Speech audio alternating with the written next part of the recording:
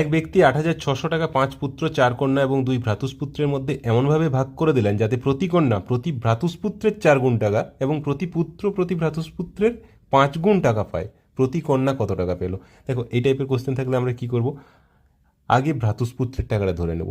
আমরা ধরে নিচ্ছি যে ভ্রাতুষ্পুত্র 1 অনুপাত পাচ্ছে। তাহলে এ যদি 1 অনুপাত পায়, কি বলেছে, প্রতি পুত্র তার 5 গুণ পাচ্ছে, মানে পুত্র পাচ্ছে 5 গুণ। ভ্রাতুষ্পুত্রকে আমি বি লিখছি, আর পুত্রকে পি লিখে দিচ্ছি, কন্যাকে কে লিখে দিচ্ছি। তাহলে পুত্র পাচ্ছে 5 গুণ মানে 5 অনুপাত, আর কন্যা কত পাচ্ছে, ভ্রাতুষ্পুত্রের 4 গুণ। ভ্রাতুষ্পুত্র 1 গুণ পাচ্ছে, তাহলে তার 4 গুণ মানে 4। এবারে দেখো, 5 পুত্র 4 কন্যা 2 ভ্রাতুষ্পুত্র রয়েছে। তাহলে 5 পুত্র মানে টোটাল 5 5-এ 25 অনুপাত হচ্ছে। 4 কন্যা মানে 4 4-এ 16 অনুপাত, এবং 2 ভ্রাতুষ্পুত্রের জন্য 2 1-এ 2 অনুপাত। তাহলে টোটাল এই অনুপাত হচ্ছে কন্যা, পুত্র এবং ভ্রাতুষ্পুত্রের।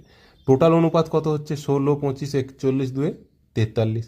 এই 43 অনুপাত ইকুয়ালস টু ৮,৬০০ টাকা। তাহলে 1 অনুপাত ইকুয়ালস টু কত হবে না, ৮,৬০০ বাই 43, 43 200, মানে 1 অনুপাত হয়ে যাচ্ছে 200 টাকা। এবারে কি চেয়েছে, প্রতি কন্যা কত টাকা পেল? প্রতি কন্যা কত অনুপাত পাচ্ছে, 4 অনুপাত। তাহলে 4 গুণিত 200, দ্যাট ইজ 800 টাকা পাবে প্রতি কন্যা। অপশান সি হয়ে যাবে অ্যান্সার।